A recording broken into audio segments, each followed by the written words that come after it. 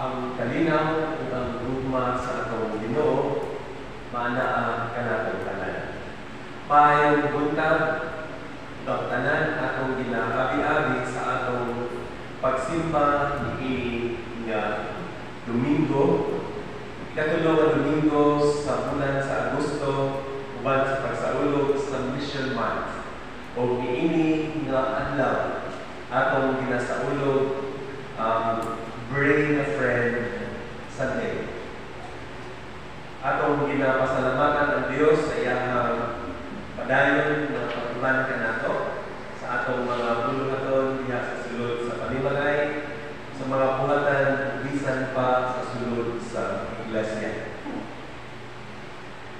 Sa sulod Domingo tungod kay katapusang Domingo man sa bulan as practice, ang atong simba mag-move earlier basta katapusan nga Domingo sa bulan.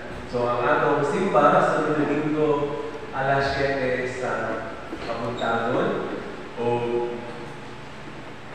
sama sa ato ang nabatasan aduna kita fellowship breakfast.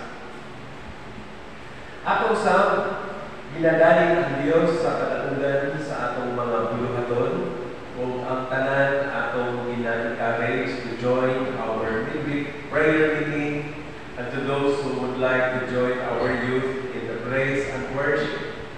Bisan pa sa ilahang mga buluhaton, welcome kitang tanan niini.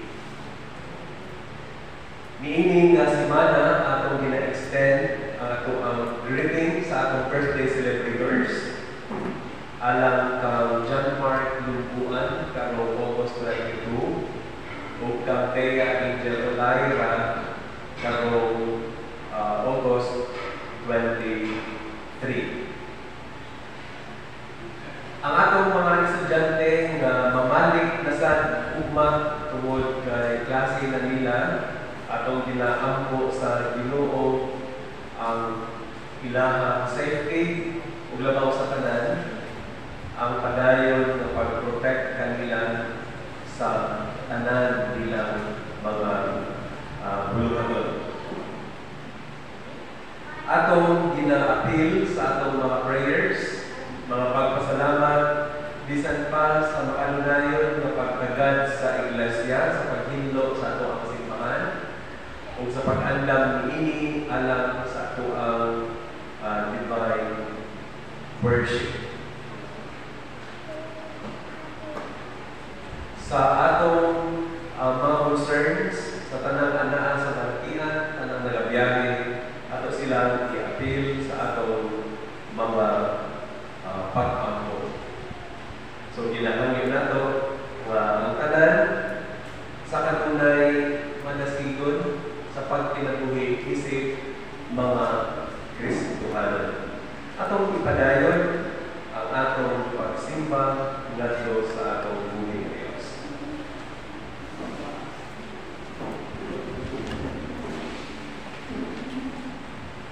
Promise never to leave us, gracious God.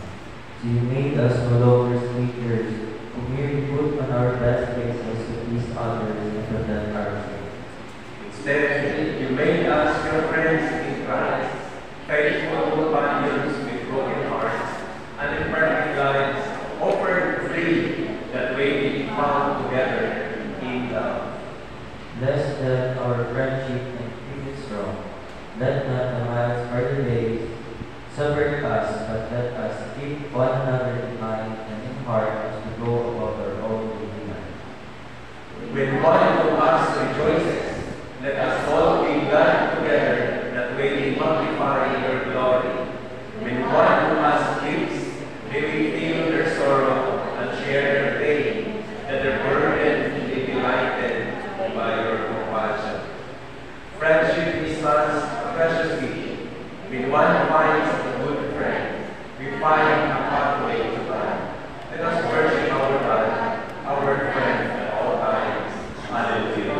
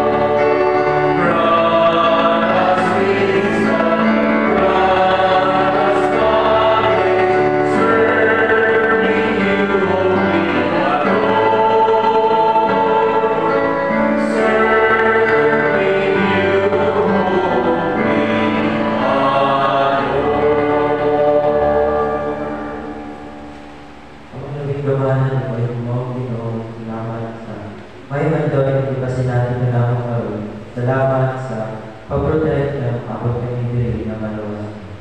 Lord, kasaluwa kami sa mga lapas na magpanin ng mga anak na napasandalan ng makabot din diri na maluwas. Ikay sa mga bawali ng mga magdadalasan ng tulong. Paglapan niya ito ang ilalim ng kaala. Ang damang kasing-kasing sa mga lawang ng tulong. Patatahan yung balay ng mga nagkakasing sa mga tulong. Ang pinalugo ang balay ng mga deskorpo sa mga isa. Pinitanan ng ako lamang yan ang sa ngalan ng Kristo Jesus.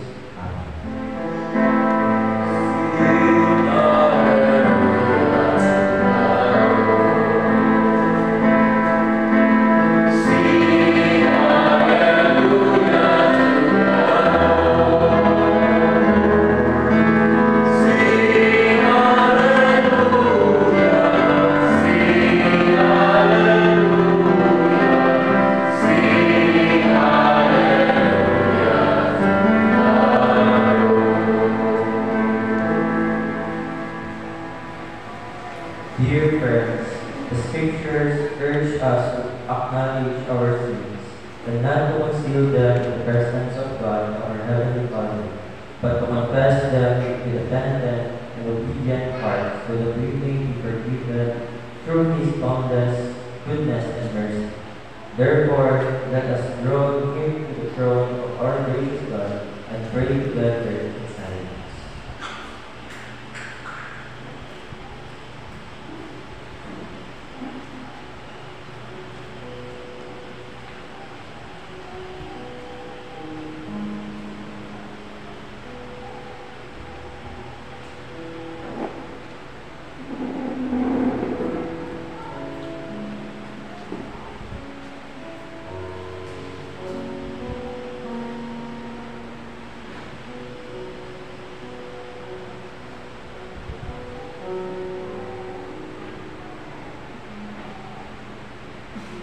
Katawan sa Diyos ang pasalig pinaagi sa balaang kasulatan, bang pulong sa atong Ginoong Hesukristo sa kanunay.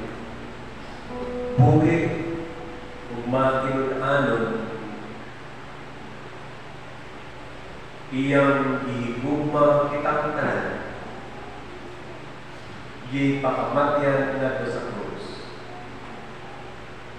Gibuntog ang kamatayon pinaagi sa iyang pagkabanhaw.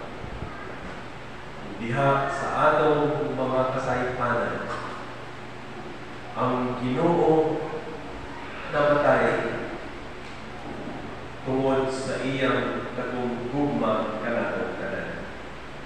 Busa ang kasiguruan niining tanan, ato gayon nga maangkon pinaagi lamang sa atong Ginoong Hesukristo uban sa pagtuo o diha sa atong pagkinabuhi isip iyang mga katawan.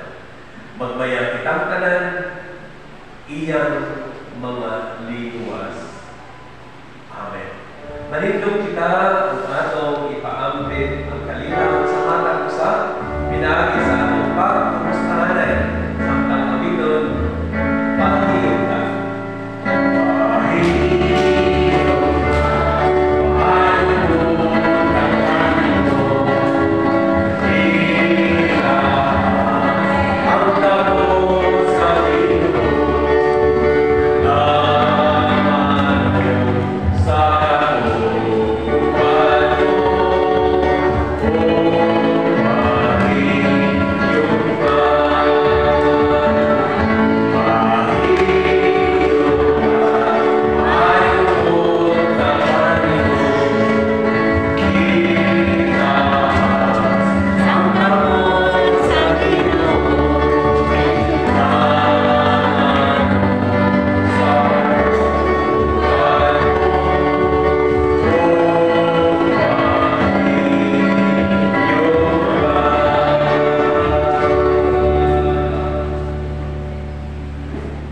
Atong duulod ang presensya sa atong Ginoo, pinagi sa atong mga pag-ampo.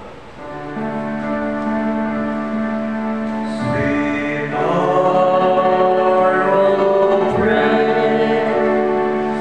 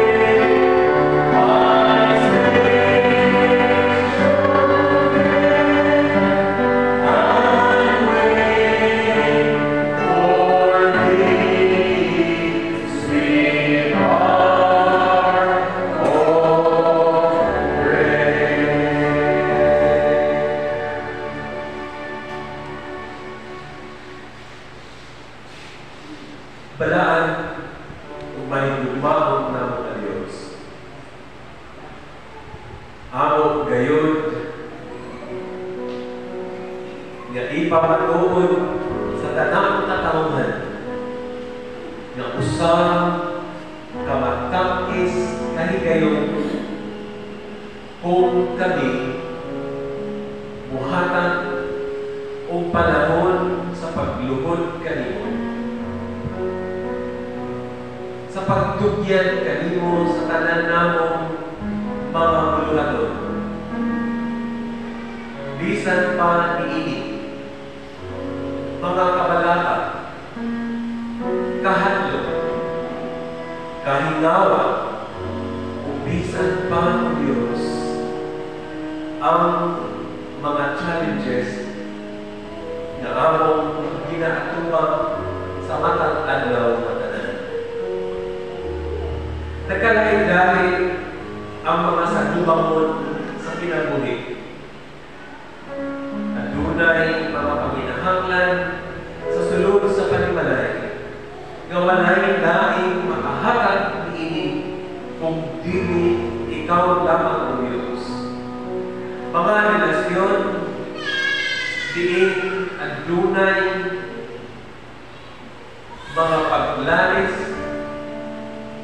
dili pang sinabtanay. Ginatugyan namon kini kanimo tungod kay kini usaman sa daghan nga titik sa kaaway nga buod nga muhasik sa panimalay nga imong bitukod maluluyhon nga pamaman sulbunga kami karon. Uban kakanamo karon kung itubod ng balaang Espiritu Santo, makikuban ka namo niining among pagsimba, pakigdugtungay, ug labaw sa tanan, sa pagpamalanto sa mga pulong nga imong buot nga among ikinabuhi. Isip imong iglesia ang katawhan na imong gitawag aron mga lagad kanimo. Gina-acknowledge namong Diyos ang among kahuyangon o taliwanag niini mapasalamaton kaming tanan kay ikaw nag-a-upgrade o mga oportunidad aron na kami masangka maligon, makapadayon sa among pagpamungan isip imong mga katawhan. Sa nagkalahi-lahi ng mga hiyas na imong ihatag kanamo, diha masukod ang among pagkamang pinatudod diha kanimo, ug among kini na ginapasalamatan. Amahan, tabali ang imong iglesia, gadiha sa iyang padayon ng pagkinabuhi. Dili lamang magtuyok dinha sa kung unsa buot namong nga mahitabo, apan mga landong kami sa kung unsa ang buot nimo ipagbuhat kanamo, aron mapadayag ang imong kabubuton sa tibuok kalibutan. Panalangini ang Church Council Officers, panalangini ang tanang mga miyembro, katawhan na imong gihiusap, pinaagi niini nga iglesia. Kung diha ang Diyos, nagahangyo kami, padayon nalipunang kaming tanan, nga adunay gusto, aron atubangon ang daghang gibuhaton nagdisamon ni mo kanamo. Panalangini ang mga kasing-kasing nga niya karon dinhi. Ang tanan bilang mga paghangyo, mga personal na pag-ampo dihang kanimo Diyos tungod sa ginaatubang ng mga problema. Amahan, dugga ang among mga paghangyo. Diha sa mga balatian nga nitakboy tungod usab kini sa among pagpasagad, tungod usab kini sa kung unsa ang utang nga among pinuyuan nga buhaton. Nagahamyo kami kanimo. I-restore ang among mga kusog sa matag adlaw. Gayaw itugod na mamaluya kami, hinuon, magpanasigon, o lingkod na mga tubang sa tanang mga pagdasig o pagsulari sa kinabuhi. Sa tanang mga saulog sa ilang mga birthdays ni ini na simana, di saan pa ni magpaklungguan ni Angel Olaira. Ikaw ang Diyos ang mga panalangin kanina. Magatabon sa imong habiling dugo, aron ang ilang kadayon na pagkinabuhi, ang ilang pag-alagad, adunay kalipay, adunay katumanan diha sa imong presensya. O Diyos, panalangini ang matag panimalay na among ina-represent ni Natakna. Ang tanang magwawali sa tibuok kalibutan. Ang tibuok United Church of Christ in the Philippines. Ang tanang mga leaders. Among ginatugyan kanino. Uban sa dakong pagpasalamat nga ikaw ang mga abli sa among kasing-kasing o gulat-gulat. Aron among higsaktan ang imong mga pulong na among pagkapamalungan ni ini na kamutagon. Salamat o maluluyon na amahan. Dugga ang tanan namong mga paghangyo. Ang tanang paghangyo diin itipigan sa matag kasing-kasing na wa inamot na nitong iinigatak na ikaw ang magapanalangin o imong dunggol ang among mga paghangyo. Ining tanan among kinahanglan kanimo. Pinaagi lamang sa matamis ng ngalan sa among Ginoong Hesus Kristo ang imong bugtong anak. Amen. God is so good. God is so good. God is so good. He's so good to us. God answers prayers. God answers prayers. God answers prayers.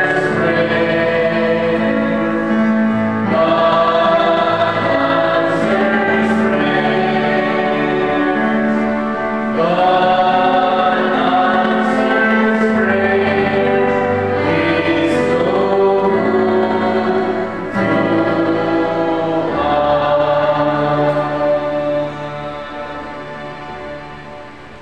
Malindog ang tanan, isip at kahod sa pagbasa sa balaang kasulatan. Kinundok kini sa Ebanghelyo sumala ni Lucas, Kapitulo 6, versikulo 35 hangtod sa 36. Ubiha sa iyang sulat alang sa mga apostoles, Kapitulo 9, bungat sa mga apostoles, Kapitulo 9, versikulo 10 hangtod sa 17. Ang pulong nagkanayon. Mao kini ang inyong buhaton. Higugmaan ninyo ang inyong mga kaaway, ug buhata ang maayong ngadto kanila. Kung magpangulang kamo, ayaw na pagpaabot na bayaran pa kamo. Kung mao kini ang inyong himuon, madawat ninyo ang dako nga balos, ug mahimo kamo mga anak sa Dios na labaw sa tanan. Tungod kay maayo kayo siya, bisan sa mga tao na dautan, ug walay igabalos. Magmanuluyon kamo sama sa inyong Diyos na Amahan. Diha sa Binuhatan, Kapitulo 9, versikulo 10. Dito sa Damascus, may usa ka sumusunod ni Jesus na ginganlan og Ananias. Pinaagi sa pananawon nagpakita kaniya ang Ginoo ug nag-ingon, Ananias, gitubag si Ananias, Ginoo ani ako. Miingon ang Ginoo kaniya, lakaw dito sa dalan nga gitawag Tulid, ug dito sa balay ni Judas, pangita ang tao na nagkakaraso, galingan lang Saulo. Niining higayunan, nag-aampok siya. O ipakita ko kaniya pinaagi sa pananawon nga ikaw isulod, umipatlong sa imong kabot kaniya, aron makakita siya pakusahan. Apan tubag si Ananias, Ginoo, nadunggan ko gikan sa daghang mga tao, ang mahitungod ianang tawhana. Kung urusan siya kapangis sa imong mga sumusunod sa Jerusalem. Nianhigali siya dinhi karon sa Damascus na may pagtugod gikan sa kadagkuan sa mga pari aron pangdakpon niya tanang nagatuo kanimo. Apan ningon ang Ginoo kang Ananias, lakaw at tuwi siya tungod kay dipili ko siya na mag-alagad kanako aron ipailan niya ang akong ngalan sa mga dili-Judio o sa ilang mga hari o sa mga Israeliton. Kung ipakita ko sa kaniya ang mga pag-antos na kinahanglan niya maagian alam kanako. Busa yatuan ni Ananias si Saulo sa balay na iyang isaan o sa pagsulod niya dito, ipandong niya ang iyang kamot ng Saulo ug miingon siya, Saulo, igsuon ko sa Ginoo, gisugo ako sa Ginoong Hesus sa pag-anhid dinhi kanimo. Siya ang makita kanimo sa dalan samtang nagapadulong ka dinhi. Gisugo niya ako dinhi aron makakita ka kausab ug aron gawnan ka sa Espiritu Santo. Diha-diha nahulog gikan sa mga mata ni Saulo ang murag mga hindis sa isda ug nakakita siya pag-usab. Unya gitindog siya ug nagpabautismo. Gikaon siya ug nabaskog pag-usab ang iyang lawas. Kini ang mga pulong na atong pagkamalandungan, ang Dios magauban kanato. Ang Panginoon